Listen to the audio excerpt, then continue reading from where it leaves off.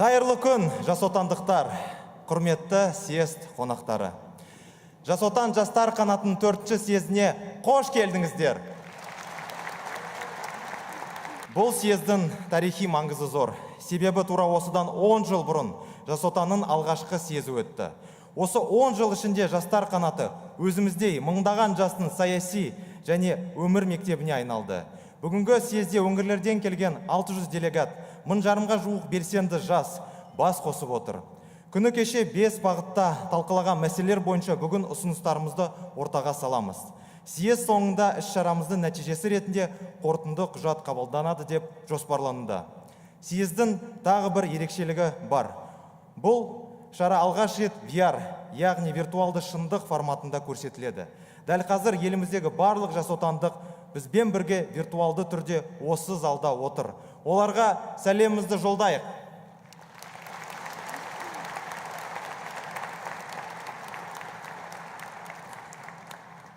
Ал енді елбасы партия төрағасы Нұрсұлтан Әбішұлы Назарбаев атынан құттықтау сөзді оқу үшін Қазақстан Республикасының мемлекеттік хатшысы Әбдіқалықова Гүлшара Наушақызына сөз беріледі.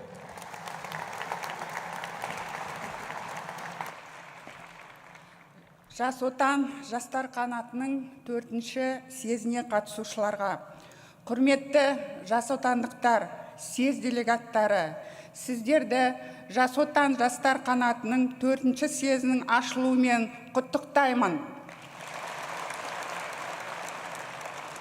Жас отан елін жерін сүйетін, өз болашағын Қазақстанның кемел келешегімен байланыстыратын, мыңдаған білімді де белсенді жастардың бастарын біріктіретін, менің барлық бастамаларым мен стратегиялық жоспарларымның сенімді тірегі болып келе жатқан беделді ұйым. Тәуелсіздіктің алғашқы күндерінен бастап, жастар мәселесі менің де, мемлекеттің де ең басты назарында болып, бұл салада көптеген бағдарламалар жүзеге асырылды. Мен осынау еңбектің жемісі мен қамқорлықтың жылуын жастардың жақсы білетіне кәміл сенемін. Қазір бүкіл әлем ауқымды өзгерістерді бастан кешіруде. Төрткүл дүние 4-ші өнеркәсіптік революция дәуіріне қадам басты. Біз ұзақ мерзімді мақсаттарымызға қол жеткізу үшін осындай қарқынды өзгерістерді де пайдамызға қарай сәтті жүзеге асыруымыз керек. Сол үшін біз Қазақстанда саяси, экономикалық, рухани және әлеуметтік жаңғыруларды қолға алдық. Болашаққа бағдар рухани жаңғыру мақаламда мен 21-ші ғасырдағы ұлттық сана туралы және таяу жылдарда қолға алуды қажет ететін міндеттерге ерекше назар аудардым. Солардың қатарында латын әліпбиіне көшу, цифрлы Қазақстан бағдарламасы, қатарында 3 тілде білім беру сияқты міндеттерді елдік мүдденің жаңа деңгейі деп атап өтер едім. 4-ші өнеркәсіптік революция жағдайындағы дамудың жаңа мүмкіндіктер атты биылғы жолдауымда жаңа заман талаптарына бейімделу мен жетістіктерге жетудің жолдарын қарастырдым. Күні кешегі халыққа үндеуімде де өзімнің 5 әлеуметтік бастамамды ұсынып, оны жүзеге асырудың тиімді тетіктеріне тоқталдым. Осының барлығында мен жастардың сапалы білім алып, бәсекеге қабілетті маман болып қалыптасуына ерекше көңіл бөліп, соған басымдық бердім. Өйткені сендер еліміздің ертеңі ғана емес, мен айқындаған мақсаттарды жүзеге асыратын буынсыңдар. Мен сендерді белсенді түрде жан-жақты дамуға, спортпен, өнермен айналысуға, шет тілдерді үйренуге, отандық және әлемдік әдебиеттің терең мұраларын танып білуге, ең бастысы әрқайсыңды өз салаларында әлемнің ең озық мамандармен иық тірестіріп, қатар тұра алатындай деңгейге көтерілуге шақырамын. Сендер ата-бабаларымызға арман болған, біздің буын негізін қалаған тәуелсіздігімізді баянды етіп, біздің жеңісті жолымызбен жасампаз дәстүрімізді лайық жалғастыруға тиіссіңіздер. Жаңа әлемге жол саламыз. деген сөздің атауы да жастарымыздың жаңашылдыққа ұмтылысын аңғартып, көңілге қуаныш ұялатады. Мен сендердің тың бастамаларыңды әрқашан қолдаймын. Ендеше жаңа әлемге салған жолдарыңыз әрдайым ашық әрі даңғыл болсын. Қазақстан Республикасының президенті Нұрсұлтан Назарбаев. Тың көзқарас иелері, цифрлық дәуір тумалары, салауатты өмір салтына, сапалы білім мен қажырлы еңбекке ұмтылған, инновацияға ашық, туған еліне адал қызмет етуге дайын жастар. Олар жаңа әлемге жол салады. Олар жас, жүректері үмітке толы. Олар өздеріне және еліне сенеді.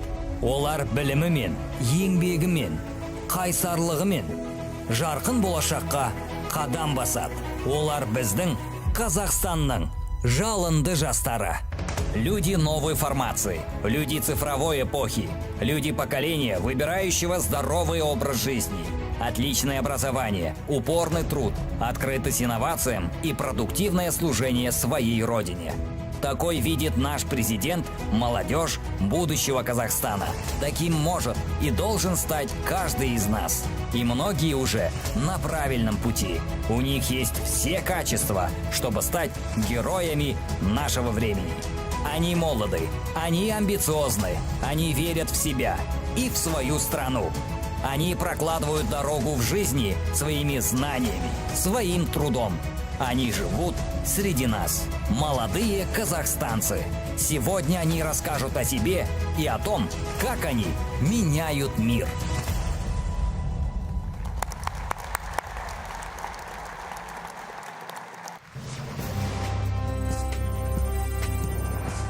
Құрыш мінез бен қайтпас қайсарлық, тың еңбектің қажеттігі мен нағыз мамандардың уақыты туралы кәсіби шеберлік байқауы үздік металлург номинациясының жеңімпазы. ArcelorMittal акционерлік қоғамы нөмірі 4-ші домна пешінің басшысы Елжас Қожахметов.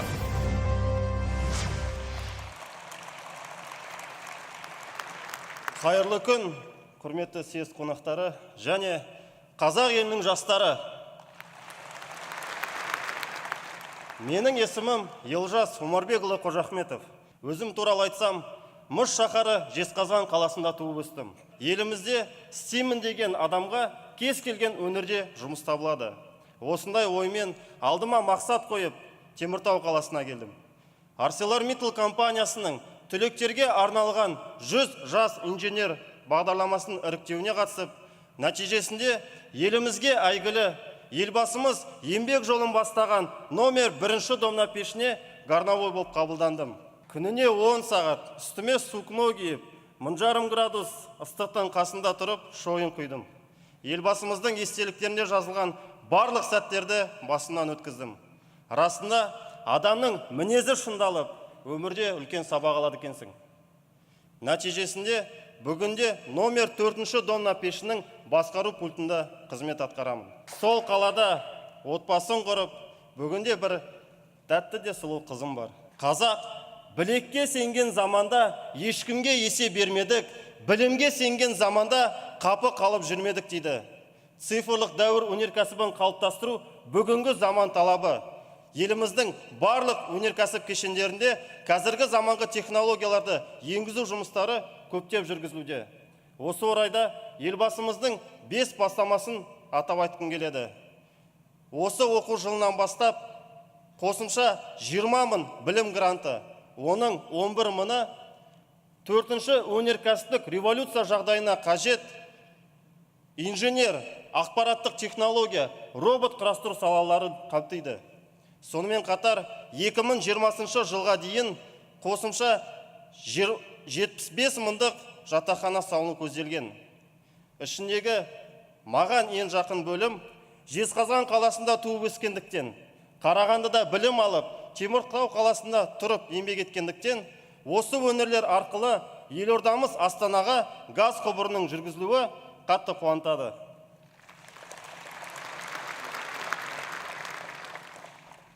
Осы сәтті пайдаланып, ұсынысымды айтқым келеді. Рухани жаңғыру бағдарламасы бойынша 100 жаңа оқулық бағдарламасы іске асырылуда.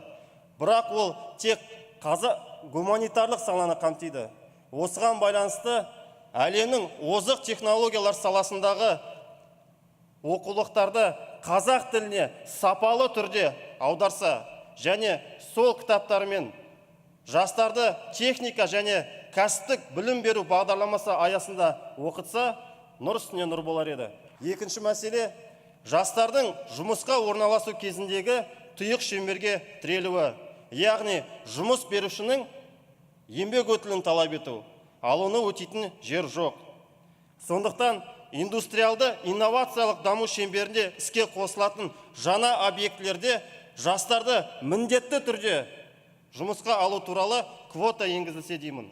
Сонда біз жастар жаһандық бәсекеге неғұрлым бейімделген, техника тілін меңгерген, білікті де білімді жастардың жаңа ұрпағын қалыптастырып, биік шыңдарды бірге бағындырып, отанымыз Қазақстанның гүлдеуіне зор үлес қосамыз деп сенімдімін. Рахмет.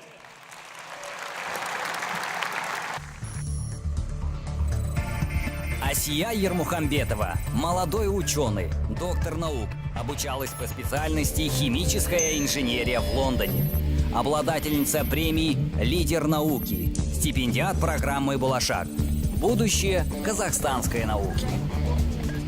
О том, как меняет мир, расскажет постдокторант в Назарбаев университете, PhD-доктор Асия Ермухамбетова.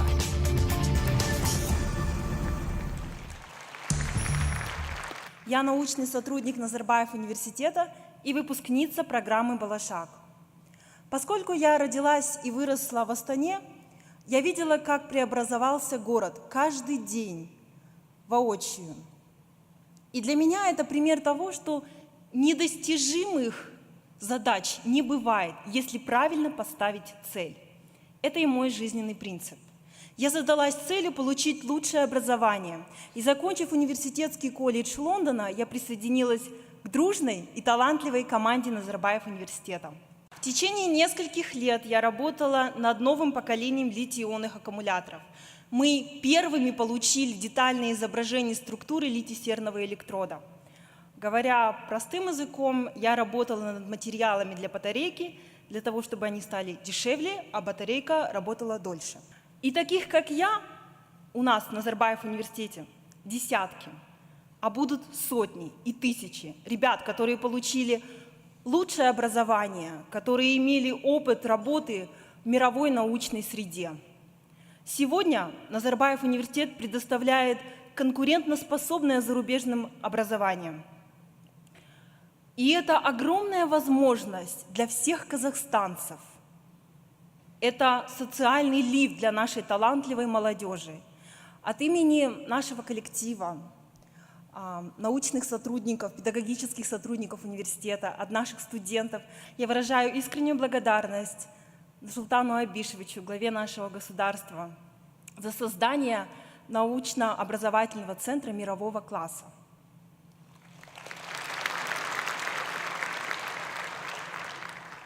Побывав за границей, работая с признанными мировыми экспертами, учеными, я убедилась, и я точно знаю, что мы, казахстанцы, способны конкурировать на равных, мы способны создавать новое. Вчера я принимала участие в работе секции «Наука, образование и инновации». Мы горячо приветствовали инициативу о увеличении количества грантов для получения высшего образования, о строительстве студенческих общежитий. Я призываю нашу молодежь идти в науку, идти в инновации. Я верю, что у казахстанских ученых получится все. Самое главное у нас есть человеческие ресурсы. Дерзайте, нам все по плечу. Спасибо.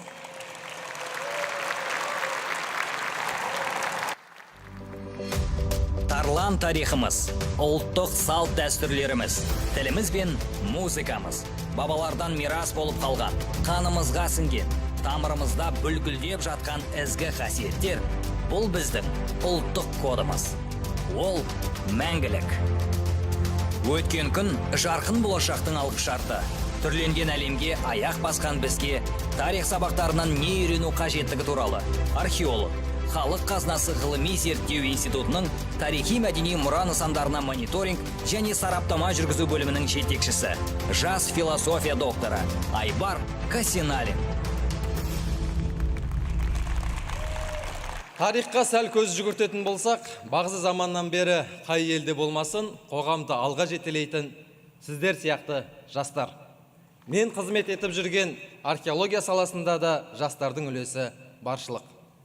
Археология демекші, осыдан тура 20 жыл бұрын, яғни 1998 жылды елбасымыз халық бірлігі мен ұлт тарихы жылы деп жариялаған еді.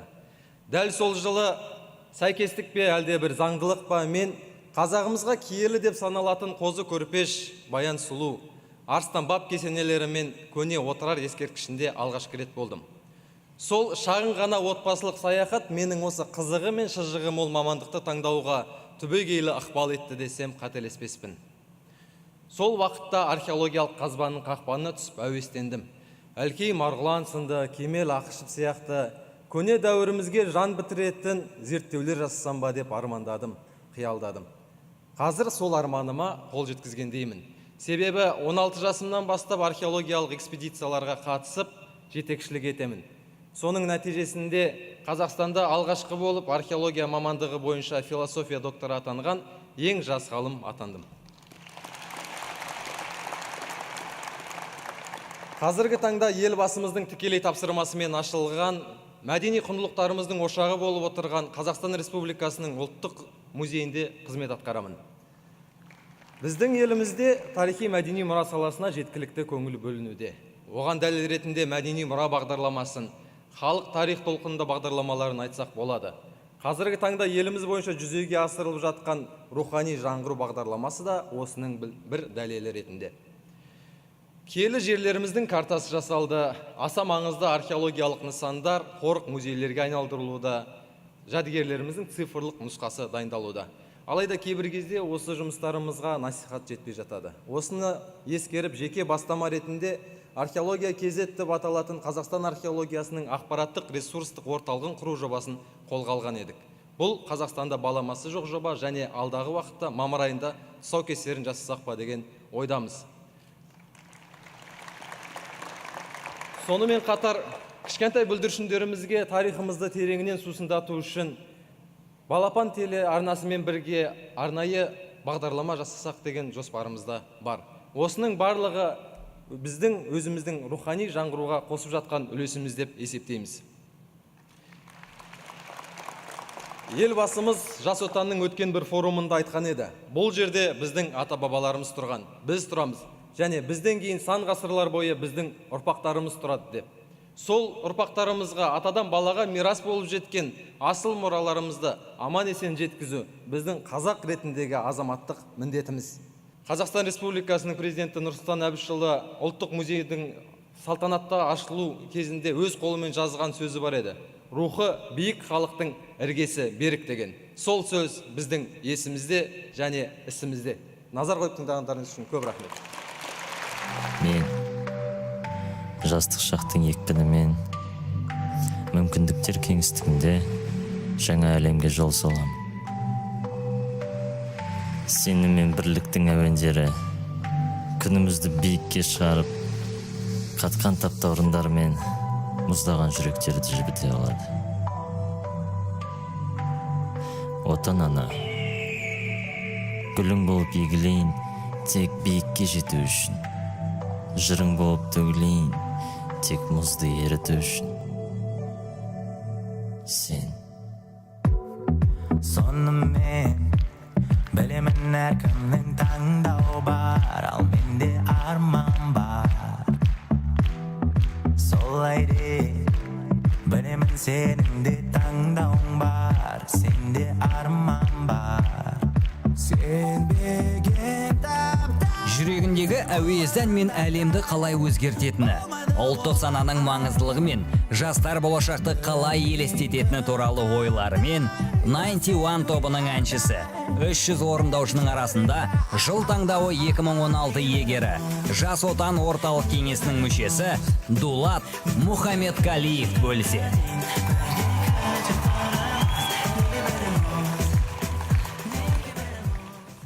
Бүгін барша жас өнерпаздар және мен әріптестерімнің атынан өзімнің ойымды білдіруіме осындай алаң болып, мүмкіндік туғанына алғысымды білдірем. Рахмет. Бірден сұрақ. Музыка деген не? Шынымен де музыка деген не? Дәл осы сұраққа мен жауап тапқаннан кейін өмірім бірден өзгеріп кетті. Мен өнерге деген қызығушылығым арқылы 91 тобына келіп, әлеммен музыка арқылы танысуға мүмкіндік алдым. Топ болып құрылғаннан кейін бәрі бірден жақсы болып кеткен жоқ. Алда көптеген түсініспеушіліктер болды. Бірнеше қалаларда, бірнеше алаңдарда біздің өнер көрсетуімізге қарсы болды. Яғни, өлең айту, шоу көрсету, нағыз заманауи әртіс болу 21 ғасырдың қазағына тән емес екен. Дәл сол уақытта біз 21 ғасырмен қазақ менталитеті және мәдениеті бір-біріне сәйкес келмейді деген таптаурынмен кездестік. Мен ол оймен толықтай келіспеймін. Қазаққа мәдениетсіз болу тән емес, бірақ қазаққа заманауи болу тән. Осы уақытта сұрақ туындайды. Батыс мәдениеті біздің мәдениеттен несімен ерекше? Батыс мәдениеті заманға сай әрдайым өзгеріске ұшырап отырады. Сол себепті де бүкіл әлемнің жастарына ол өте тартымды. Біздің мәдениетімізді, рухани қорымызды, егерде біз биік деңгейге шығарғымыз келсе, онда жастардың қызығушылығын ескеруіміз қажет. Қазіргі трендтерге қазақтың мәдениетін бейімдегеніміз жөн. Осы кішігірім әлемге бір айтқым келетін нәрсе. Рухани жаңғырудың негізгі көзі ол өнер саласы. Рухани қордың қоректендіруші бір салмақты құралдарының бірі ол шоу-бизнес. Қазіргі уақытта осы шоу-бизнеске 91 тобы Q-pop бағытын алып кеп ұсынып отыр. Q-pop бағытының негізгі мақсаты неде? Барлық музыкалық салаларды, яғни музыкалық бағыттарды, TV-шоу бағдарламаларды және де тағы да басқа шоу-бизнеске қатысты заттардың бәрін қазақ тілді контенттермен толтыра отырып, қазақтың мәдениеті мен тілі, өнері жан-жақты бола алатынын дәлелдеу. Осы уақытта, егерде түсініспеушіліктер тағы да болып жатса, мен Корей елінің кей-поп субмәдениетін мысал ретінде келтіргім келеді. Неге Корей? Себебі бәріміз азиат келбетімізбен біріміз. Сол кезде олардың қысқаша айтқан кездегі негізгісі ол Корей елінің негізгі туризм көзіне айналып кеткен жылына 5 миллиард ақш долларын елге алып кеп тұратын үлкен бизнес. Неге? Себебі Корей елінің кей-поп субмәдениеті, яғни жалпы өнері мемлекеттің үкіметімен мемлекеттік дәрежеде әлемдік деңгейге шығару барысында өте тығыз байланысты. Сол нәрсені мен біздің Q-поптан да көрем. Осы жерде потенциалды байқауға болады деп ойлаймын. Біздің ең үлкен жетістік әлемнің 120 мемлекетінде біздің ресми тұрғыда жанкүйерлеріміз бар. Фандомның аты Eagles.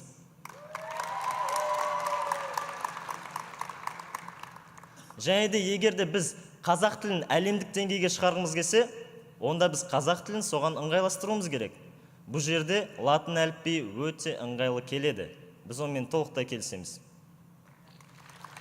Сол себепті де топтың аты 91 болып аталып, топтың өлеңдерінің бәрі латын әліпбиінде шыққан. Ол қадамның берген нәтижесі біздің шетелдік жанкүйерлер қазақ тілінің әдемілігіне қызығушылық танытып, қазақ тілін үйрену үстінде, және де үйренгеннен кейін бізге әртүрлі видео жолдамаларды қазақ тілінде жіберуде.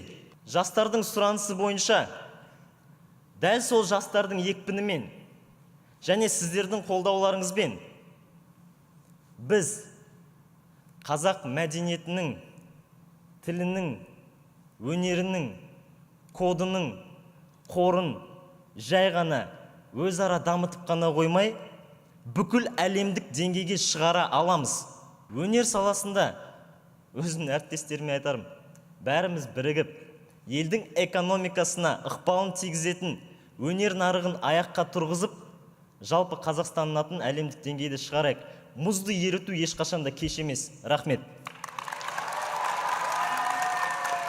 О практицизме в отношении здоровья и о бережном отношении к собственным личным ресурсам, о здоровом образе жизни, как главном условии гармоничного развития человека будущего, расскажет врач-эндоскопист Костанайской областной детской больницы Асадова Эльвира Магометказы. В своем послании наш президент отметил, что должно быть обеспечена высокоэффективная ранняя диагностика и лечение рака на ранних стадиях на основе международного опыта. Меня это очень сильно обрадовало, потому что я не понаслышке знаю то огромное чувство удовлетворения, когда благодаря ранней диагностике удается спасти чью-то жизнь и здоровье.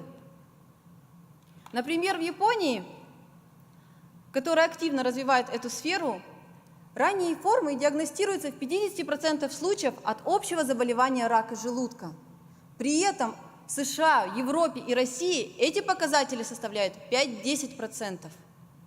С развитием технологий эндоскопия и эндоскопическая хирургия становятся одними из передовых в диагностике и лечении заболеваний. Я бы хотела, чтобы эта сфера активно развивалась и у нас в Казахстане. Поэтому я постоянно повышаю свою квалификацию. В 2017 году я проходила стажировку по гранту в Южной Корее по основным видам эндоскопической диагностики и лечения в ведущем медицинском университете города Пусан. В этом году я планирую пройти стажировку по гранту в Японии у известного профессора Хироши Кашида. По мере своей возможности я стараюсь вносить свой вклад в развитие здравоохранения. Как врач, как мать двоих детей, как человек в общем, для меня несказанное счастье видеть, как маленький ребенок, который был в шаге от смерти, своими ножками идет домой.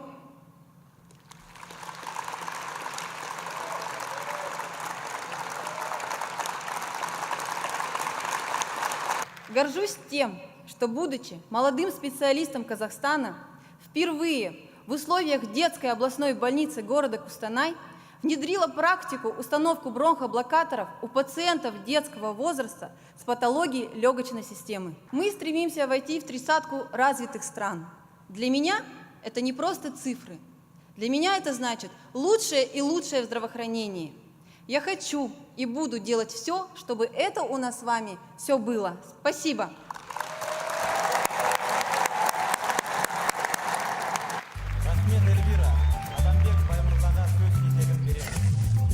Бір дәннен жайқалған бақша, бір құлыннан табын жылқы пайда болады.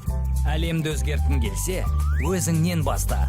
Баймырза Адамбек, соның көрінісі. Жылқы шаруашылығымен айналысып, қымыз өндірісін қолына алған. Бокстан спорт шеберлігіне үміткер, туған жерінің патриоты. Жаңа әлемге қалай жол салатыны туралы Ағайдар шаруа қожалығының жетекшісі Баймырза Адамбек айтады.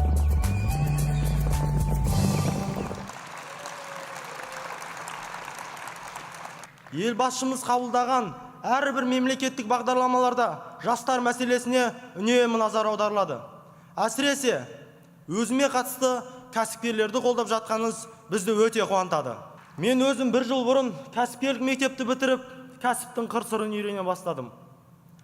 Қазбек би бабамыз кезінде біз қазақ деген мал баққан елміз. Ешкімге соқтықпай, жай жатқан елміз. Еліміздің шетін жау баспасын деп, найзаға үкі таққан елміз. Осыдан 4 жыл бұрын ата бабамнан қалған 4 тұяқтың басын көбейтуді жөн санадым. Әрине, оңай болмады. Бұл кәсіпте аттың тұяғындай қатты болу керек екендігін түсіндім. Қазіргі таңда сол нартәуекелдің арқасында жылқының басы 200-ге жетіп, 6 адамды жұмыспен қамтып, ет және сүт өндіру саласын дамытып келемін. Биылғы маусымда егін шаруашылығын дамыту жоспарда бар. Осы мінбені пайдаланып, қазіргі жастарға айтарым: жастар, ата кәсіппен айналысайық. Қазақта кәсіп болмай, нәсіп болмас деген сөз бар.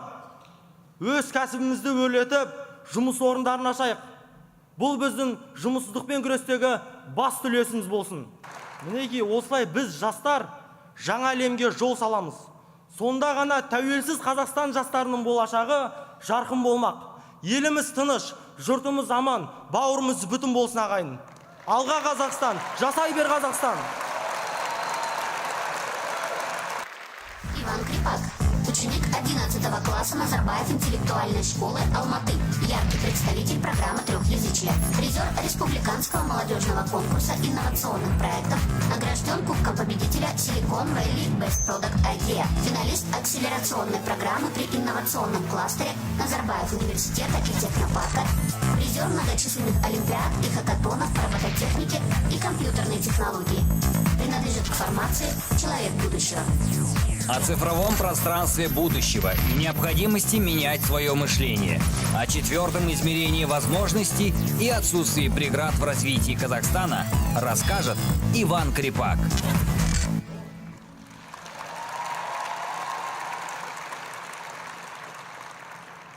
Құрметті съездің қатысушылары, бүгін мен үшін өте маңызды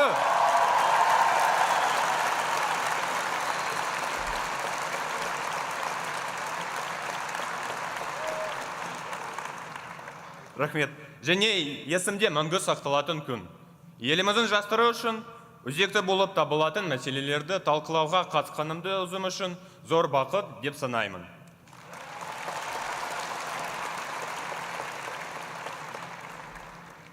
Менің есімім Иван.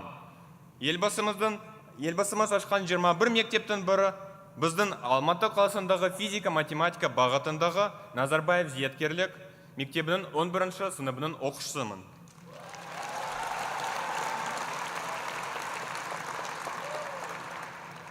Біздің мектептемізде бәсекелі байқаудан сүрінбей өткен еліміздің ең үздік оқушылары білім алады.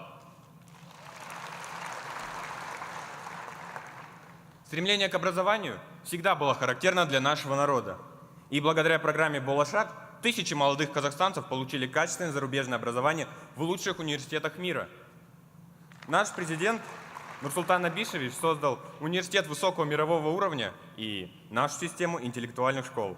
Разрешите от имени всех учащихся Назарбаев интеллектуальных школ выразить Нурсултану Абишевичу слова глубокой благодарности за подарок и счастье учиться в школах будущего.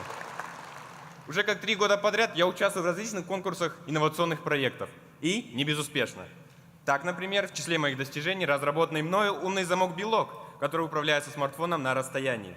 Это устройство было удостоено множества высоких наград. Помимо этого, я создал мобильное приложение «Жарыс», являющееся сборником всевозможных соревнований, конкурсов, олимпиад.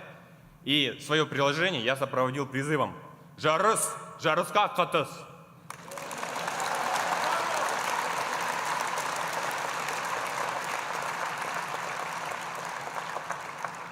Наблюдая за количеством скачиваний и тенденцией использования этого мобильного приложения, а собственно регистрацией заявок и прохождения на конкурс различными участниками, я вижу, что моя идея оказалась очень интересной и актуальной среди моих же сверстников. Но это не все. Также, задумавшись над проблемой людей с ограниченными возможностями, я создал еще одно мобильное приложение, которое назвал Voice Kumek. Это мобильное приложение помогает людям, не знающим язык жестов, без проблем общаться с глухонемыми людьми. То есть, как это работает? Мобильное приложение преобразует звуковые сигналы в текст, а текст в звуковые сигналы. И это приложение локализовано под казахский язык.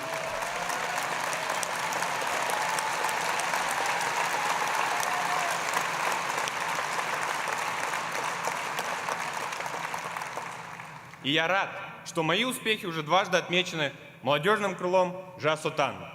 Участвуя в республиканском конкурсе молодежных инновационных проектов «Нуринтек» 2017, я занял призовое 2-е место.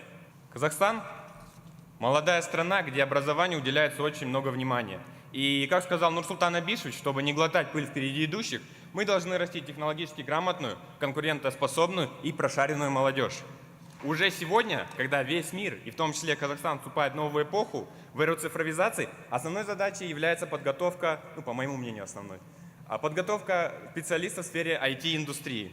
Поэтому я выдвигаю инициативу, свою мечту – ввести в школьную учебную программу предметы по обучению робототехнике, программированию или каким-то другим путем решить эту важную и непростую для будущего страны задачу. Давайте это сделаем.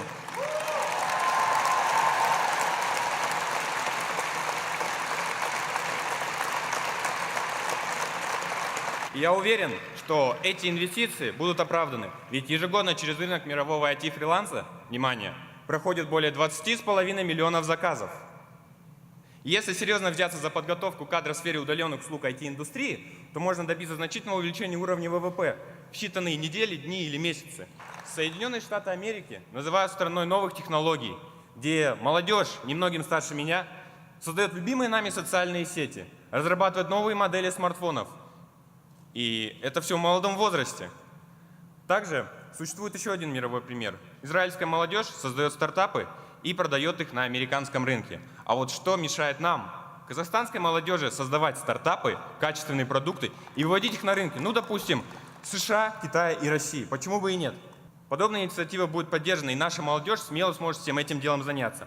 А для этого у нас есть все. Казахстан будет цифровизироваться. Это затронет все сферы экономики и все предприятия страны. И кто этим будет заниматься? Конечно же мы, казахстанская молодежь. Также я знаю, что сейчас разрабатывается проект «Киберщит Казахстана». Так давайте к этому всему привлекать молодых.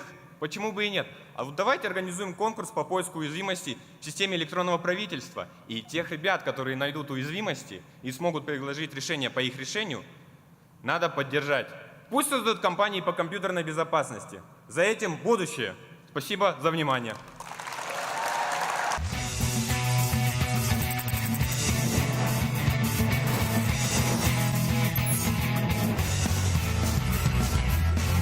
О несгибаемой воле к победе и о том, как не поддаваться унынию. О преодолении трудностей и ярком вкусе победы расскажет обладатель бронзовой медали паралимпийских соревнований в Малайзии, капитан паралимпийской молодежной сборной Казахстана по волейболу Серик Есматов.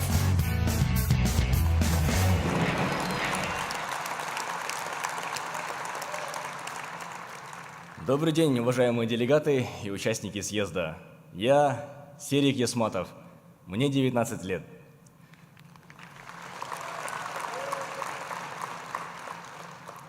Наверняка многие из вас подумают, почему именно этот молодой человек выступает с этой трибуны. Разрешите, я расскажу вам свою историю. Я рос обычным ребенком, занимался спортом, достигал хороших результатов, мечтал стать олимпийцем. Но в 2011 году моя судьба круто изменилась. Я потерял обе ноги, но я не потерял веру в себя.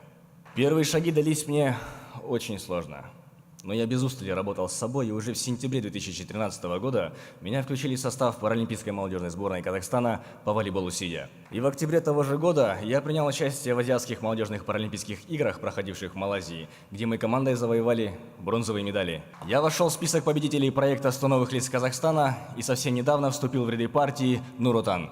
Я надеюсь, что впереди у меня будет целая жизнь, я добьюсь поставленных целей, потому что главную победу над неблагоприятными обстоятельствами, победу над самим собой я уже одержал. Нередко я слышу жалобы молодых, здоровых ребят о том, что они не могут найти хорошую работу, купить 10-й iPhone или новую квартиру. И тогда мне вспоминается, каким огромным счастьем и успехом для меня были первые 10 шагов на протезах. Вы знаете, какое это счастье ходить на своих ногах, видеть каждое утро своих родителей, гулять в парке и улыбаться встречным прохожим. В книге «Неудержимые. Невероятная сила веры в действии» обожаемого во всем мире Ника Вуйчича есть такой фрагмент.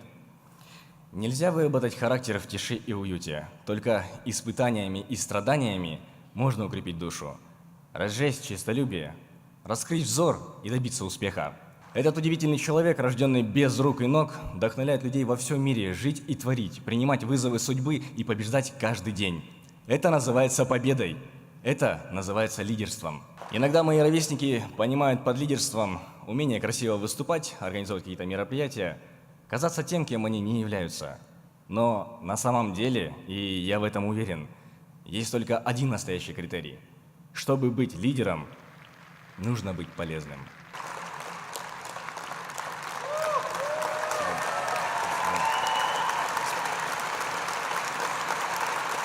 Лидер – это тот, кто максимально заботится о людях, о народе, тот, кто верит в себя и свою страну так, как делает это наш лидер. В последние дни мы очень много обсуждали последние 5 инициатив главы государства. Это именно то, что нужно молодежи. Образование, общежитие, минимальные налоги, пока молодежь работает и нарабатывает опыт, и мало получает. Перспективы приобрести жилье по программе 7-20-25. Вчера я участвовал в работе секции «Здоровая нация», и, как известно, здоровье нации является непременным условием ее конкурентоспособности в глобальном мире. Мы рассмотрели различные факторы, оказывающие негативное влияние на молодых казахстанцев, и выявили 4 базовых фактора. Это питание, курение, алкоголь и физические упражнения. В этой связи мы предлагаем рассмотреть возможность реализации целого ряда проектов, в том числе 1000 Street Workout площадок для молодежи. Мы должны быть чемпионами и лидерами, прежде всего в отношении своего здоровья. Какими бы ни были обстоятельства, человек должен идти вперед. Я вышел за трибуну, не имея ног на 2 протезах, и вы задумайтесь о своих глобальных возможностях. Алға Казахстан жастары! Изменим мир к лучшему! Внимание! Поезд Тулпар-Тальга отправляется с 3-го пути. Напоминаем, что в его производстве принимала участие начальник инженерно-производственного отдела ТУ Тулпар-Тальга Танара Елеутизова. Об энергии будущего и техническом складе ума, о необходимости модернизации сознания и скоростях нового века расскажет Данара Елеутизова. 7 лет назад на открытии нашего предприятия у меня состоялся небольшой диалог с президентом. Узнав, что я работаю наладчиком, он был слегка удивлен и сказал мне тогда: «Все в твоих руках». Такие слова поддержки стали большим импульсом в начале моей профессиональной деятельности. Будучи единственной девушкой в цеху, я с большой ответственностью и рвением подходила к работе. За короткий срок выучила испанский язык, прошла стажировку в Испании. В результате чего через 2 года меня назначили мастером бригады наладчиков, а затем начальником инженерно-производственного отдела, где я работала последние 3 года. А буквально месяц назад меня повысили до должности заместителя производственного директора. Совсем недавно глава государства представил 5 социальных инициатив, из которых я обратила особое внимание, сегодня еще не раз говорили, о выделении дополнительных 20 тысячах образовательных грантов, 11 тысяч из которых направлены на обучение бакалавров по техническим специальностям. Это позволит подготовить тысячи и тысячи молодых специалистов, востребованных в новой экономике в условиях 4-й промышленной революции. Мы живем, ребята, с вами в удивительное время. Время, когда фундаментальные технические изменения происходят на наших глазах. И то, что вчера еще казалось фантастикой, сегодня является реальностью, а завтра будет естественным явлением. Так произошло с компьютером, смартфоном, интернетом и произойдет со многими сегодняшними современными технологиями.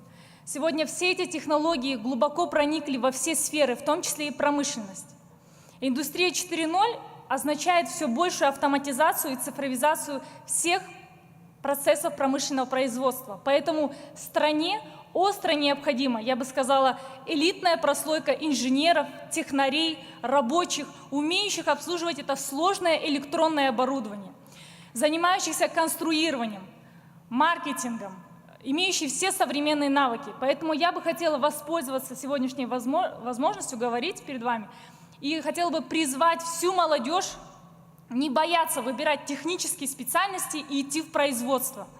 Ведь если стать профессионалом в своем деле, многого можно добиться. Реализуемые в стране программы индустриально-инновационного развития, цифровизация экономики, профессионально-технического образования открывают колоссальные возможности для нас, молодежи.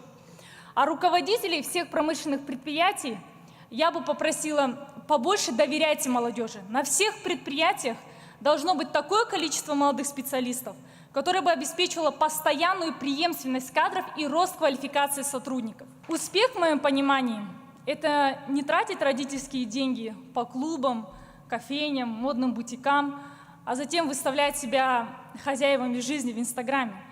Успех – это работать. зарабатывать, иметь отношение к реальным проектам и быть по-настоящему независимыми.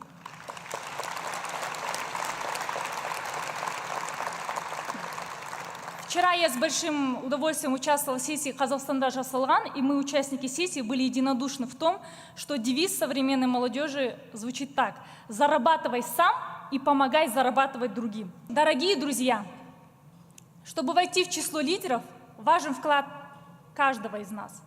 И в чем бы ни заключалось наше призвание, инженеры мы, врачи, учителя, мы должны свою делать работу на совесть. Потому что это наша Родина, наша земля, наш Казахстан. Нам здесь с вами жить, работать и растить детей. Успехов всем! Спасибо!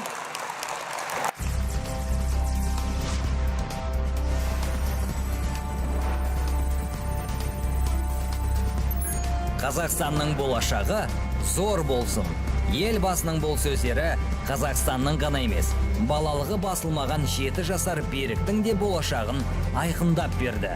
2000 жылы елбасы маңдайына мұнай жаққан Уап Берік бүгінде Ұлыбританияның Манчестер университетінің түлегі.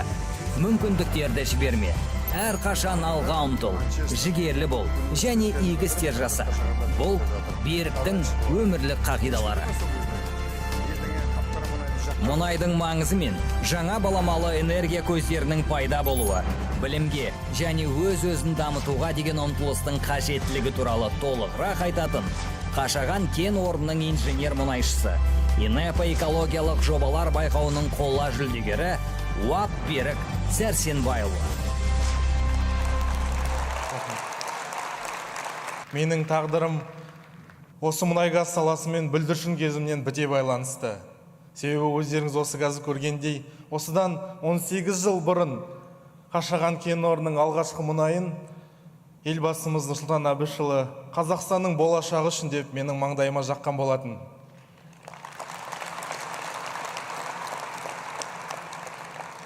Сол сәт менің болашағымды айқындап берді десем қателеспеспін.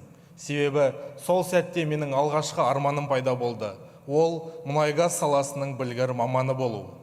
Міне қазіргі таңда өз арманымды ойға асырып, білімімді жетілдіріп, сол Қашаған кен орнының игеретін Nordcaspian Operating Company компаниясында жас маман болып жұмыс жасаймын. Кей кездері өз тағдырымды ел тағдырымен ұштастырамын.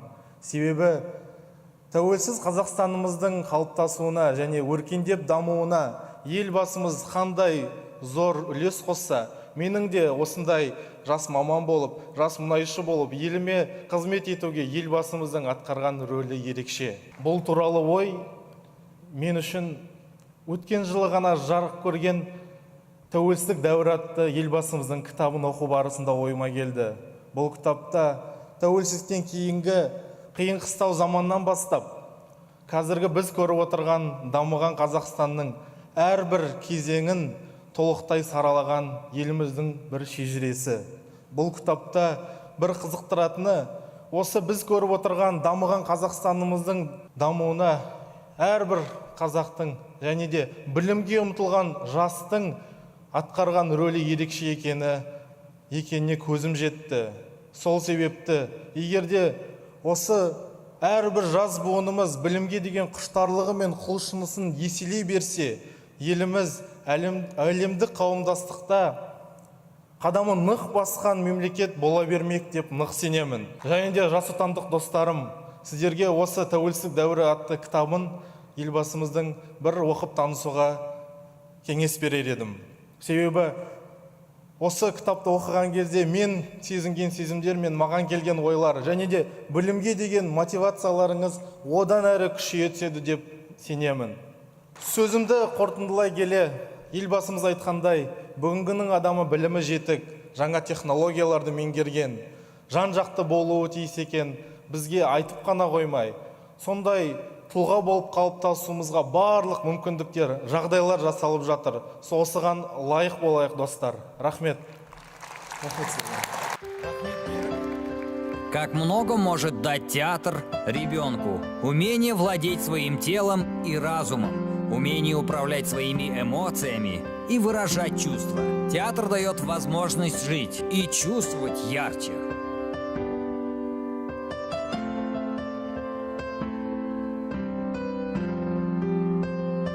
том, как творчество необходимо для модернизации сознания, и о том, что может сделать великая сила искусства, о том, что каждый ребенок талантлив, и о том, как дать рост этому таланту, расскажет участник проекта «100 новых лиц Казахстана».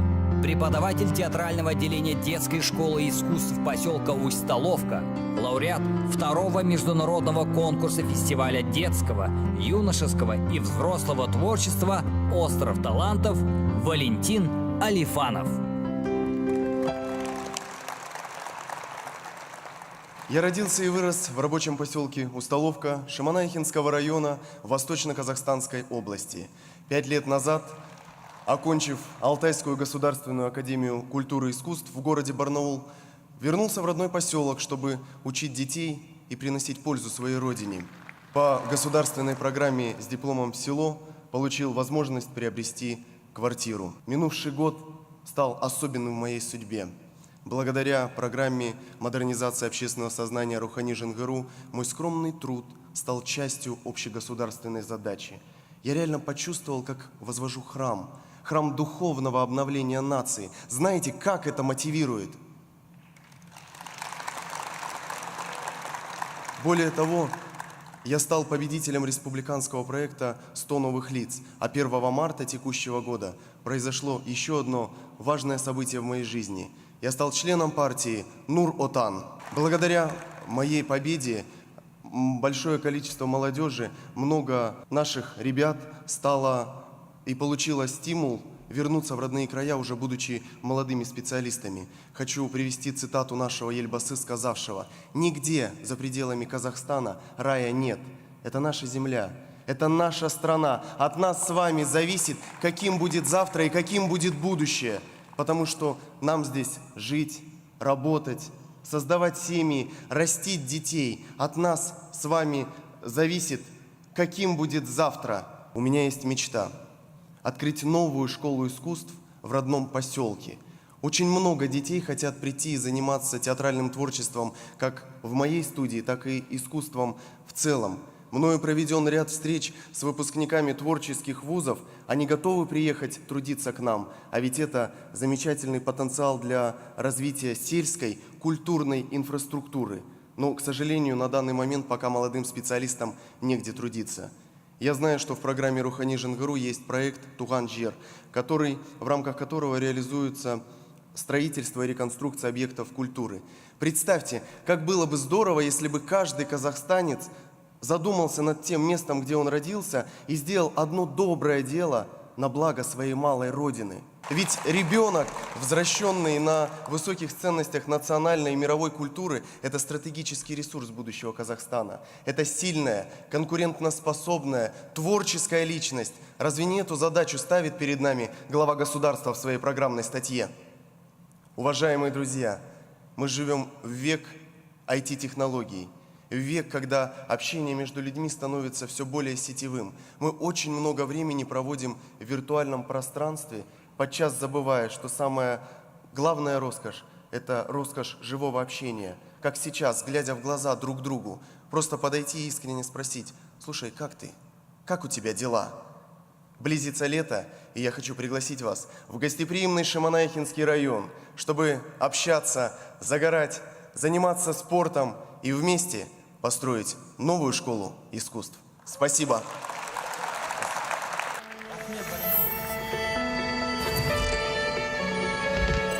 Уважаемые дамы и господа, добро пожаловать на борт нашего авиалайнера, который совершает рейс в будущее.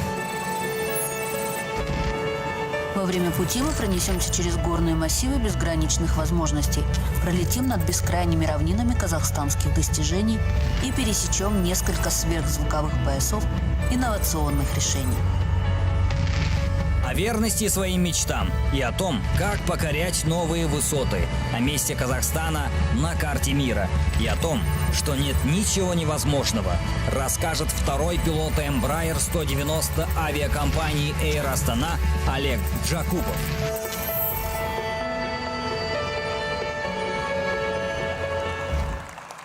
Меня зовут Олег Джакупов. Я являюсь вторым пилотом самолета Embraer 190 в авиакомпании Air Astana. Из фильма небо моего детства, мы все знаем, что наш президент Нурсултан Абишевич тоже в детстве мечтал стать летчиком. Хоть я и молод, но я уже твердо уверен, что мечты о высотах, они всегда реализуются.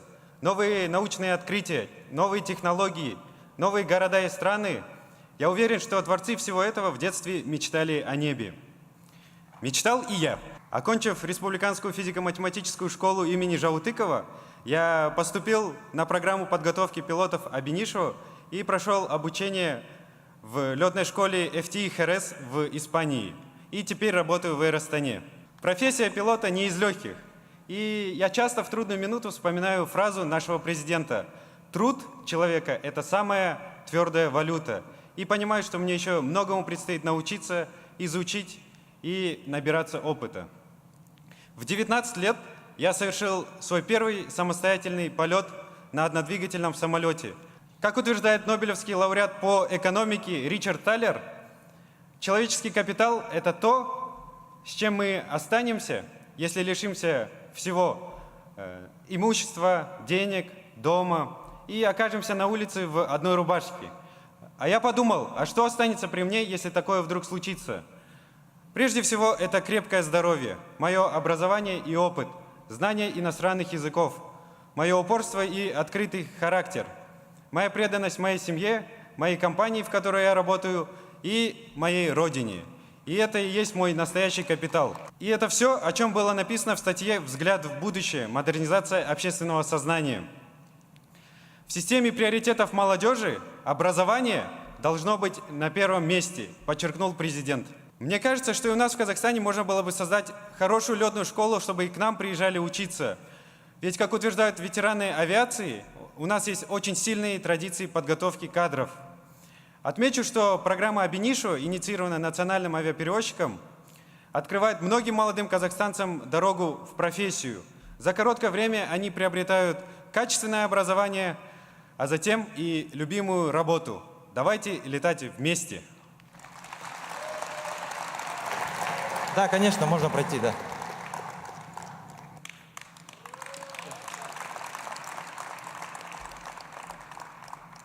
Олег на 7 минут старше, поэтому вперед пришлось пропустить.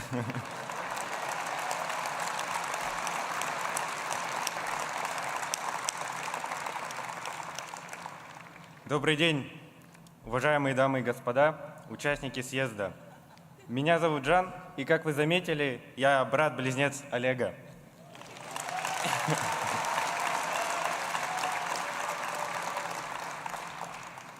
Близнецы – это как синонимы.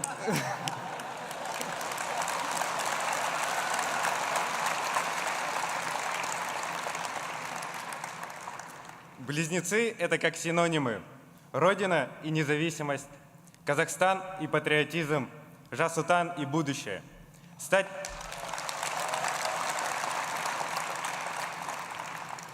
пилотом было и моей мечтой. Сейчас мне 21 год. Закончив Республиканскую физико-математическую школу имени Жаутыкова, по программе подготовки пилотов Air Astane я прошел обучение основам летного дела в Ирландии. И на данный момент я являюсь вторым пилотом Airbus A320 в национальной авиакомпании Air Astana. Имея на данный момент 800 часов в качестве второго пилота, я выполняю рейсы почти по всем направлениям Air Astane, как внутренним, так и международным. Дубай, Москва, Стамбул, Дели, Кызылорда.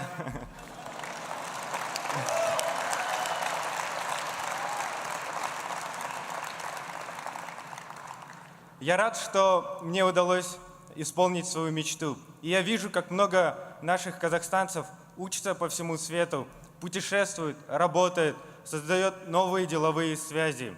Это показатель свободы, экономической состоятельности, открытого сознания и конкурентоспособности. Для нас действительно открыт весь мир, и мы прокладываем в нем все новые и новые маршруты. Это реально. Спасибо.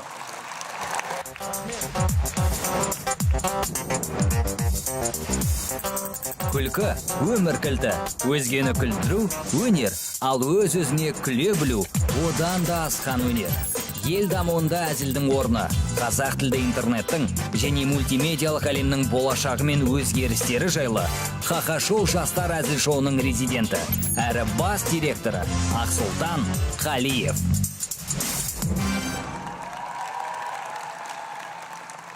Саясаты жер жаһанға ұнаған, алталаштың басын бүгін құраған, парасатқа құлшындырып елімді болашаққа бастап баратын ұрағам.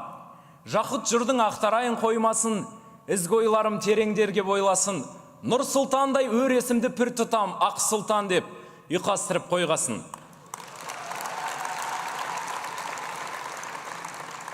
Осы өлең жолдарын мектепте не үшін жаздым десем, дәл осы күнге дайындаған сияқтымын. Дайындық мүмкіндікпен келісті деген дәл бүгін шығар. Ассалаумағалейкум жиналған әлеумет, есімім Ақсұлтан Қалиев, Хақашоу медиа жобасының жетекшісімін. Біз қазақ қашаннан баба халқымыздың бізге қалдырған өсиетін орындап келе жатқан халықпыз. Осы орайда елбасымыздың саналы идеалсыз, биік армансыз өмір сүретін адамды ұсақ тоғышар қызығушылықтар мен бір мезеттік материалдық пайда жаулап алады деген сөзді есімде мәңгі сақтадым. Мен видеоблогермін, және бұл менің биік арманым мен қиялымның нәтижесі. Қолымдағы мына ақылды смартфонда 700 000 халық бар. Саяси тілмен айтқанда ол бірнеше қала немесе бір облыс. Және олар 100% қазақ тілінде сөйлейді.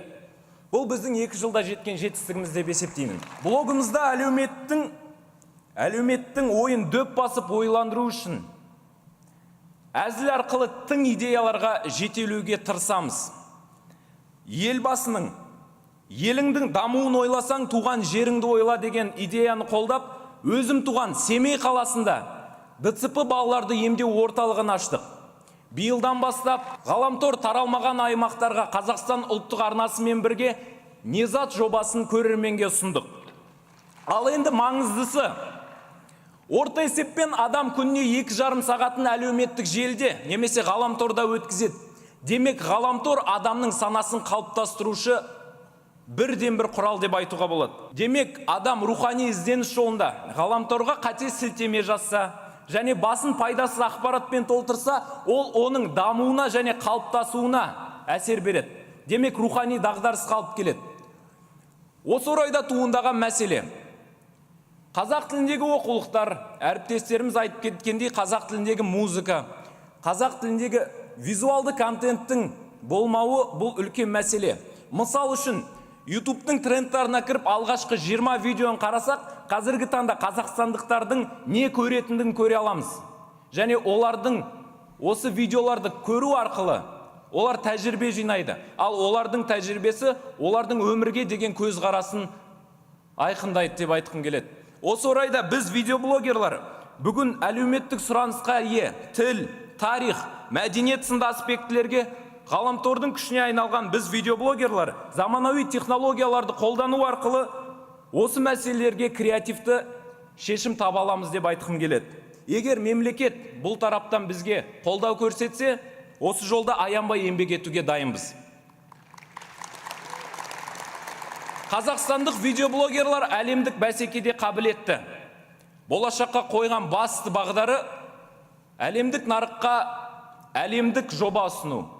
Және де Қазақстан мемлекетінің әлемдік дәрежеде имиджін күшейту болып табылады. Құрметті Нұрсұлтан Әбішұлы, сіздің бізге артқан сеніміңіз бізге үлкен күш береді. Еліміздің дамуы біз үшін ұлы мақсат деп білеміз. Ал енді барлық мені көріп отырған құрдастарыма, сенің ақылың, сенің шексіз мүмкіндігің, дәл сол миыңа қандай ақпарат алатындығына жауапты бол. Біз ұрпақпыз, қарсы жүзер ағынға. Аталардың ар мен бағы қанымда, туған елім, сертке берік балаңмын, сен де мені өз ұлың деп қабылда. Рахмет.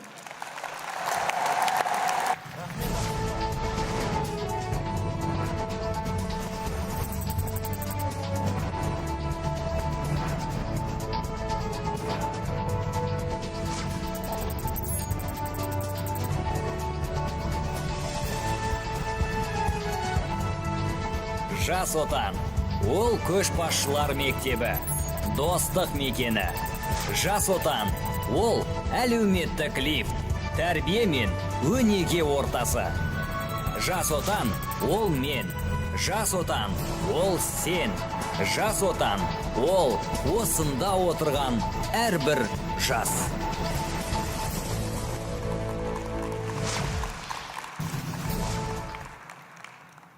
Қазақстан қазіргі кезде саяси, экономикалық, рухани және әлеуметтік жаңғыру үстінде.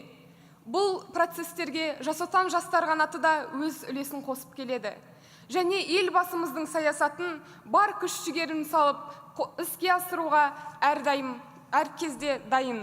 2017 жылдың соңында Жас отан жаңғырудың өзіндік жолын таңдап алды.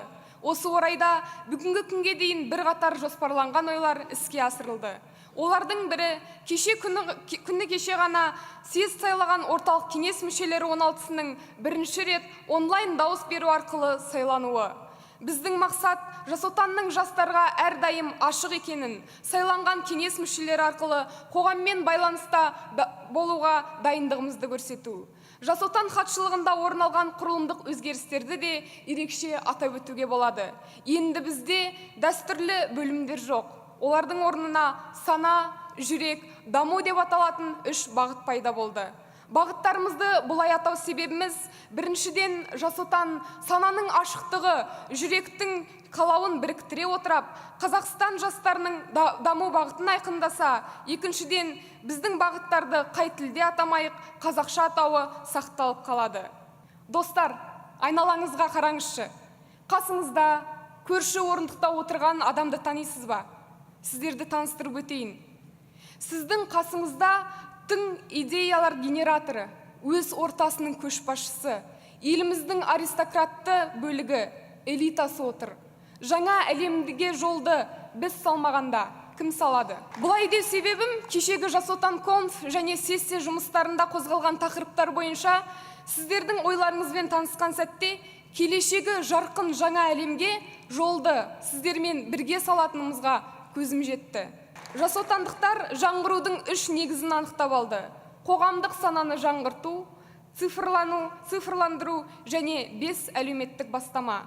Осында отырған және бізді онлайн көріп отырған әрбір адамның мақсаты бір. Ол 30 дамыған елдің қатарына кіру. Біз жастар сол елдер қатарына кіруде кезекті қазақстандық серпілістің негізгі қозғаушы күшіне айналуға тиіспіз. Осы орайда съезд жұмысының нәтижесінде келіп түскен ұсыныстарды қорытындылай келе келесідей ой түйдік. Жастардың компьютерлік сауаттылығын арттыру мақсатында оқушыларға арналған тегін бағдарламалық курстар ашу. Жастардың қазақ және ағылшын тілдерін дамыту мақсатында 10 әлемдік бестселлер мен бизнес туралы 100 мақаланы қазақ тіліне аудару. Сонымен қоса, ауылды жерлердегі оқушылардың ағылшын тілін жетілдіру мақсатында шетелдік және қазақстандық педагогтарды жұмылдыру. Жастардың мәдениеті мен ойының ашықтығын көтеру мақсатында арнайы ақпараттық материалдар дайындау. Жастардың кәсіпкерлігіне қолдау көрсету үшін бизнес-менторлар клубын ашу. Сонымен қатар, қазақстандық жастардың бойында еңбексүйгіштік, қарапайымдылық, инабаттылық сынды құндылықтарды қалыптастыру, жетілдіру мақсатында жас қазақстандықтың ар-намыс кодексін әзірлейміз. Қазақстандықтардың басты ұстанымы алға ұмтылу, соны естен шығармайық. Біліміміз бен өзімізге деген сеніміміз, ата-ана, аға буын тарапынан артылған сенім мен қолдау, санамыздың ашықтығы мен өзіміздің еркіндігімізді негізге ала отырып, әрдайым алға ұмтылайық. Құрметті делегаттар, Жас отан жастар қанатының жаңа әлемге жол саламыз атты 4-ші съездің қорытынды құжаты резолюцияны қабылдау үшін дауыс берулеріңізді сұраймын. Дауысты тек делегаттар ғана бере алады. Сонымен, кім қолдайды? Рахмет. Кім қарсы? Жоқ. Қалыс қалғандар? Жоқ. Құттықтаймын. Құжат қабылданды. Қорытынды сөз Нұр Отан партиясы төрағасының бірінші орынбасары Мәулен Сағатханұлы Әшімбаевқа ұсынамыз.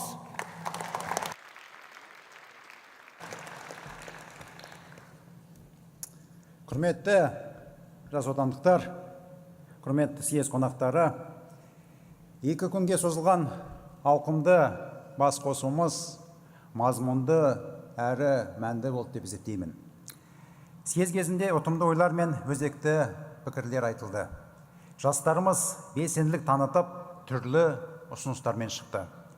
Ең бастысы, біз креативті заманауи ел жастарының бағыт-бағдарын айқындаған нәтижелі съезд өткіздік деп айтуға толық негіз бар.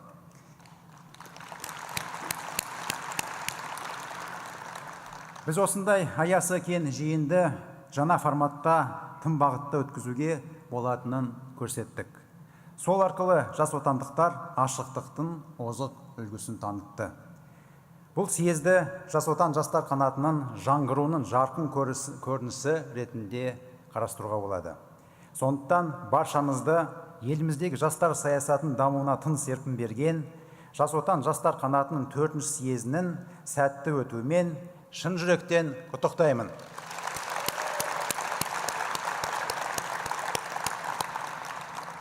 Қадірлі достар, биылғы съезд жас отанның да партиямыздың да бүгінгі бет бағдарын, бет бейнесін айқын көрсетіп берді. Біз жаңғыру арқылы жаңа әлемге бет түзедік. Еліміздің барша жастары ортақ мүддеге ұйысып, ұзақ мерзімді мақсаттарымыздың жолында күш біріктіруі тиіс. Елбасымыздың сенімді тірегі болып, тың бастамалар мен стратегиялық шешімдердің басты қозғаушы күші болу қажет. Елбасымыз жастарға үнемі айрықша қолдау көрсетіп келетіні белгілі. Елімізде жас буынның сапалы білім алып, бәсекеге қабілетті маман болып қалыптасуына барлық жағдай жасалған. Президентіміздің болашаққа бағдар рухани жаңғыру бағдарламалық мақаласында айтылған 21 ғасырдағы ұлттық сананы нығайту, латын әліпбиіне көшу, бәсекеге қабілеттілікті күшейту сияқты басым бағыттар ең алдымен жастарға арналған. Елбасының 5 әлеуметтік бастамасындағы қолжетімді баспана, сапалы жоғары білім, шағын несие көлемін ұлғайту мәселелері де жастарға берілген жаңа мүмкіндіктер деп қарастыру керек. Сондықтан ел жастары елбасының стратегиялық бастамаларын жоғары бағалап, қадірін түсініп, оларды жүзеге асыру жолында аянбай еңбек етіп, бар күш-жігерін жұмсауы тиіс. 20 ғасырдың басында Алаштың айбынды ақыны Мағжан Жұмабаев арыстандай айбатты, жолбарыстай қайратты, қырандай күшті қанатты мен жастарға сенемін деген болатын. Өйткені жалынды жастар қашанда ұлттық мүдденің қозғаушы күші болып табылады.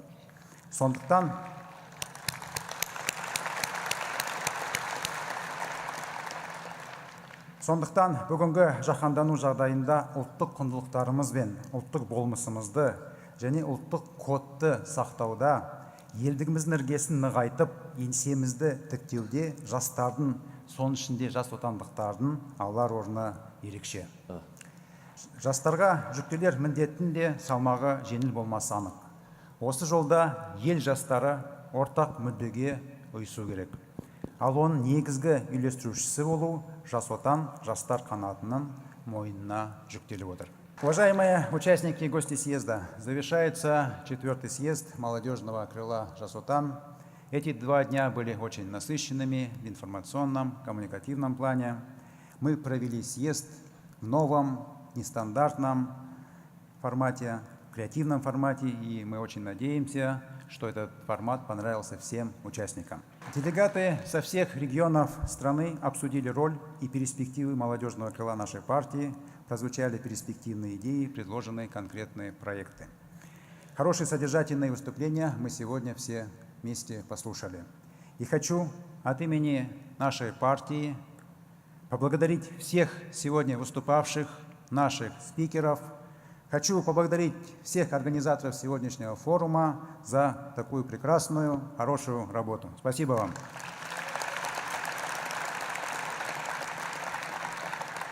Уважаемые друзья, вы знаете, что глава государства уделяет огромное внимание молодому поколению, его уверенному развитию и профессиональному становлению. Все годы независимости Елбасы делает ставку именно на молодежь, как на важнейший стратегический и кадровый ресурс нашей страны. В Казахстане реализуется ряд государственных программ, создающих условия для духовного, образовательного и физического развития нашей молодежи. В начале месяца глава государства обнародовал 5 социальных инициатив, которые адресованы прежде всего вам, нашей молодежи. Эти инициативы актуальны и своевременны. В их основе лежит забота главы государства о молодом поколении. Но молодежь не должна быть просто созерцателем изменений и не превратиться в общество потребителей государственных благ. Вы должны ценить все, что делается для вас, и стараться со своей стороны быть максимально полезными для нашего государства. В настоящее время по инициативе президента страны реализуется комплексная программа по модернизации Казахстана. В этой программе четкая цель – вхождение нашей страны в 30-ку наиболее развитых стран мира. И в этом вопросе особая роль отводится молодежи. Именно молодежь является движущей силой всех модернизационных процессов. Так было и в других странах, так было во всем мире, так и есть в Казахстане. Ваша энергия, инициативность, ум и креативные отношения являются залогом успешной реализации стратегического курса нашего Елбасы. А Жас Отан должен стать достойным представителем всей молодежи Казахстана. Поэтому мы можем рассматривать этот съезд как отправную точку в интеграции молодежи в деятельность по модернизации страны. И сегодняшний съезд является символом того, что казахстанская молодежь готова взять ответственность за будущее нашего государства и готова строить вместе с Елбасы новый Казахстан 21 века.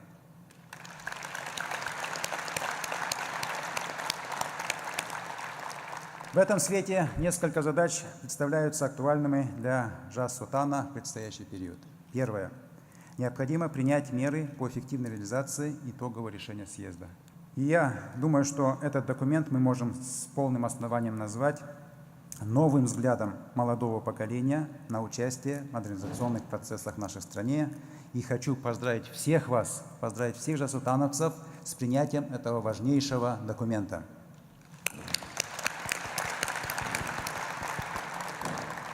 Сегодня на съезде присутствует руководство администрации президента, заместитель премьер-министра нашей страны, министры социально-экономического блока, депутаты Мажилиса парламента. Уверен, совместными усилиями мы сделаем все необходимое для реализации итогового документа, который только сейчас вами был принят.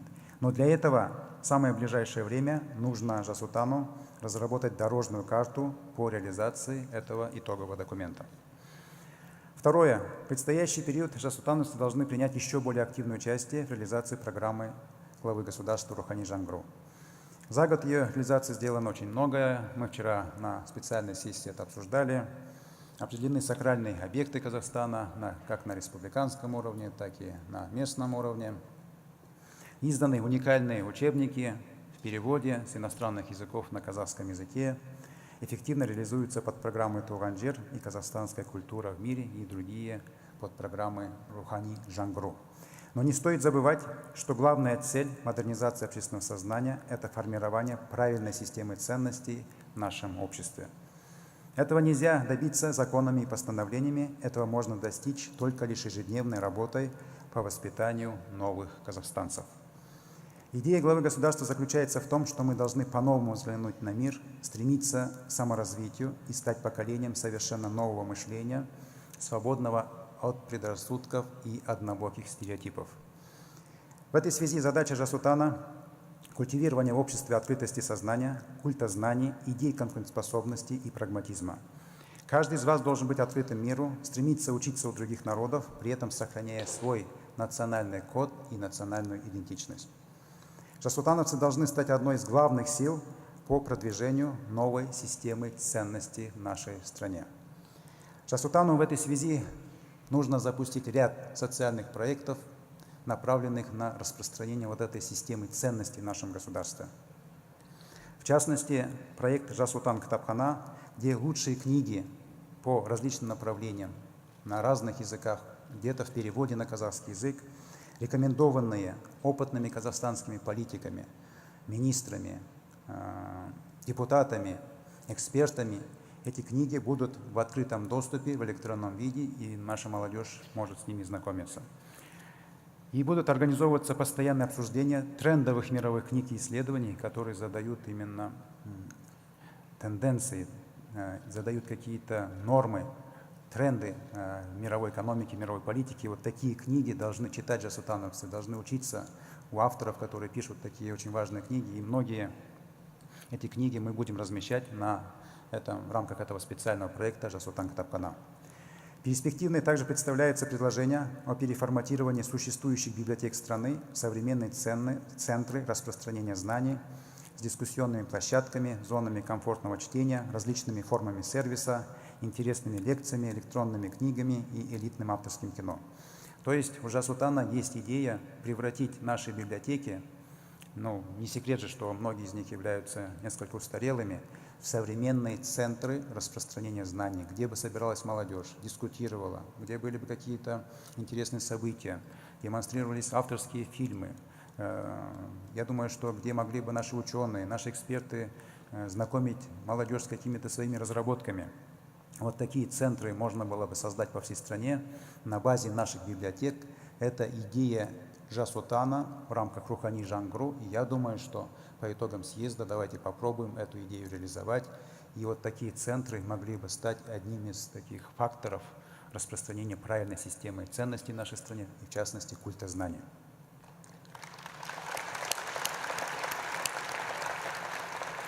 Третье. Жасутановцы должны быть примером саморазвития и работы над собой для всей молодежи страны. И жасутановцы должны быть лидерами молодежи Казахстана. Постоянная работа над собой, самодисциплина, саморазвитие – это то, чему на своем примере всех нас учит Ельбаса. Если хочешь знать, что тебя ждет в будущем, посмотри на свои сегодняшние действия. Человек, не занимающийся спортом, не будет полностью здоров, например, через 10-15 лет. Человек, не читающий книг, не станет завтра хорошим профессионалом. А молодой человек, который не работает над собой, завтра не сможет быть достойным патриотом, достойным гражданином, который вносит вклад в развитие нашего государства. Наши ежедневные действия, таким образом, это вот то, что с нами произойдет через какое-то время.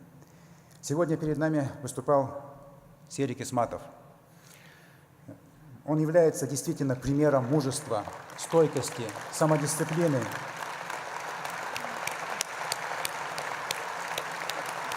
Является примером постоянной работы над собой. И я думаю, что многие, конечно, люди должны учиться мужеству, стойкости, работе над собой у Серика. Это действительно пример с точки зрения пропагандирования, распространения правильной системы ценностей, казахстанской системы ценностей в нашем обществе. Пусть, Серик, сбудутся все твои планы. Задача Жасутана, заражая все большее число молодежи своими идеями, формировать правильные ценности и характер молодых казахстанцев, тем самым формируя судьбу нашей нации в новом веке. Уже начиная с этого года мы будем внедрять программу «Молодые лидеры». Это будет специальная программа для отбора и подготовки молодых лидеров по различным направлениям. Они в дальнейшем войдут в кадровый резерв нашей партии, и прорабатывается система их специализированного обучения по лучшим методикам. Будут специальные для них тренинги организованы, стажировки, и будем заниматься их последующим продвижением. Их менторами будут ведущие политики, бизнесмены и эксперты страны. Таким образом, по поручению лидера нашей партии, главы нашего государства, Нур-Отан совместно с Жасутаном начали проект по подготовке наших молодых лидеров в разных сферах.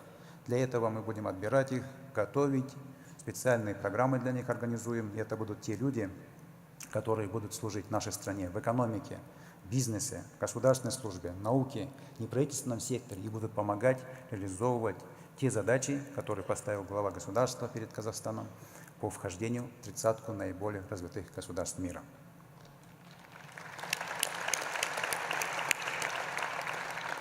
Четвертое. Жасутановцы должны принять самое активное участие в реализации послания главы государства, посвященного развитию в условиях четвертой промышленной революции. Сегодня мы становимся свидетелями колоссального прорыва в развитии человечества. Искусственный интеллект, технологии анализа больших данных, интернет вещей, виртуальная и дополненная реальность, 3D-печать, широкое применение роботов – все это, если еще не стало, то в ближайшие несколько лет, об этом не должно быть никаких сомнений, все это станет неотъемлемой частью нашей жизни.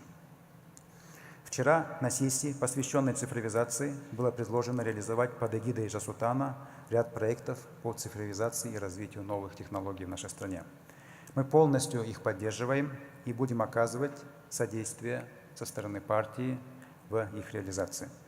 Более того, по поручению лидера нашей партии Елбасы Нур Отаном совместно с Жасутаном готовится новый проект Digital Nation, направленный на поддержку талантливой молодежи, стартапов в сфере информационных технологий, созданию специальных акселераторов и бизнес-инкубаторов. Этой программой мы сегодня серьезно занимаемся, и это будет вклад нашей партии в реализацию именно послания главы государства по развитию условий 4-й промышленной революции. Также будут открываться бесплатные классы для молодежи по обучению программированию и робототехнике под эгидой партии. Все эти меры по поручению нашего лидера готовятся, прорабатываются. В скором времени мы их обнародуем. Я думаю, что Нур Отан, Жасутан, вся молодежь страны, мы внесем достойный вклад именно в развитие современных технологий в нашей стране, в развитие именно Казахстана в тренде в соответствии с вызовами и возможностями, которые дает современный мир. Именно Жасутан должен стать носителем идеологии технологического прорыва и продвигать эту идею среди молодых людей. Молодежь должна ставить перед собой амбициозные цели, не бояться мечтать. Если у молодежи нет больших целей, то у нации нет большого будущего. Сегодня перед нами выступал Иван Крипак. Несмотря на свой совершенно молодой возраст, Иван создал уникальные информационные продукты. Может быть, по своей личной скромности он не смог подробнее рассказать об этих продуктах, но они действительно уникальны, и они действительно помогают решать многие проблемы людей с ограниченными возможностями. И вот я думаю, что многие молодые люди могли бы брать пример с Ивана, с такого инновационного мышления, стремления создавать что-то новое и тем самым помогать нашему обществу. Желаем, Иван, чтобы все твои планы реализовались и чтобы ты действительно создавал продукты, которые сделают Казахстан известным во всем мире. Сделать Казахстан мировым центром инноваций и новых технологий – вот что должно быть мечтой каждого патриотичного молодого человека. Этому нас всех учит Елбасы. Пятое. В предстоящий период Жасутан должен повысить эффективность своей деятельности. Жасутан – это не место зарождения бюрократии, а территория творчества и креатива. Жизнь должна пульсировать, бить ключом в Жасутане. Каждый день какие-то инициативы, каждый день какие-то предложения, каждый день какие-то мероприятия, но при этом не ради количества, а для того, чтобы достигать конкретного результата. Если в стране есть проблемы, если молодежь испытывает трудности, то именно Жасутан должен первым поднимать эти вопросы, говорить об этих вопросах, предлагать какие-то решения по тем или иным направлениям. Кроме того, мы должны создать на местах не просто обычные офисы с кабинетной рассадкой, а настоящие коворкинг-центры со свободным входом для всех желающих. Здесь молодежь могла бы встречаться, обсуждать те или иные проекты, выдвигать те или иные предложения. И в целом молодежное крыло нашей партии должно стать центром притяжения молодых людей по всей стране. Поэтому, думаю, можно рассматривать этот съезд как начало нового этапа в развитии Жасутана.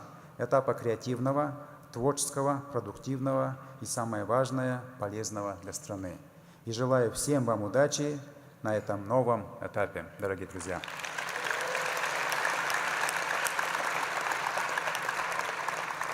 Құрметті жасотандықтар, қымбатты әріптестер. Біз осы съез арқылы жаңа әлемге ұмтылып, дамудың жаңа кезеңіне аяқ бастық. Мақсатымыз анық, бағыт-бағдарымыз айқын. Алдымызда елбасы белгілеп берген абыройлы міндеттер тұр. Сол көздеген межеге қол жеткізу үшін жұдырықтай жұмылып жұмыс істейік.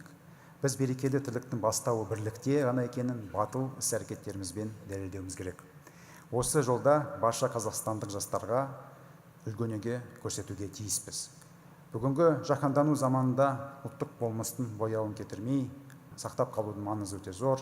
Сондықтан қазір еліміздің жарқын болашағы үшін ерінбей еңбек ететін нағыз шақ. Елбасымыз біздің Жасутанның алдына Нұр Отан алдына үлкен мақсаттар қойып отыр. Сол мақсаттарға бірге жетеміз деп сенемін.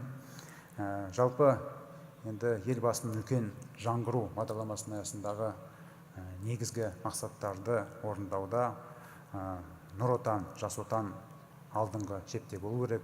Біз енді көп мәселелерге өзіміз ұйытқы болып, бастамашы болуымыз керек. Елбасы бізге үлкен үміт артып отыр.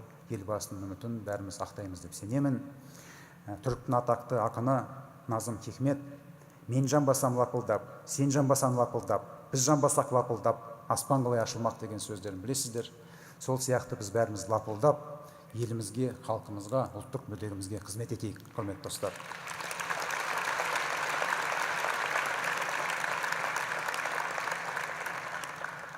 Жалпы елдігімізді еңселі, бағымызды баянду ету жолында бізде осылай бір-бірімізге дем беріп, ынтымақтаса жұмыс істеуіміз керек. Елбасының игі бастамаларын жүзеге асыруда әрдайым бірліктің биігінен көрінуге тиіспіз. Жалпы енді әрбір жас адамның өзінің енді мақсаттары болады, ойлары болады, ол өте дұрыс, оны қолдаймыз. Бірақ сонымен қатар елдің мүддесі бар, мемлекеттің мүддесі бар, елдің болашағы деген үлкен категориялар бар. Сондықтан қашанда елдің болашағын, елдің мүддесін, ұлттық мүддені бәрінен жоғары қоя білу керек. Осындай жұмыста, осындай позицияда жас отандықтар бүкіл жастарға өнеге болу керек, үлгі болу керек. Сондықтан осы бағытта біз бәріміз жұмыс істейік. Нағыз патриотизм деген, нағыз енді қазіргі 21 ғасырдың патриотизмі деген осылай енді жаңа технологияларды игеріп, халыққа еңбек ету, экономиканы дамыту, кіші және орта бизнесті дамыту, елбасының айтып отырған үлкен бағдарламаларына белсенді қатысу, осының барлығы нағыз патриотизм деген осы. Сондықтан біздің жас отандықтарымыздың барлығы нағыз патриот деп сенеміз.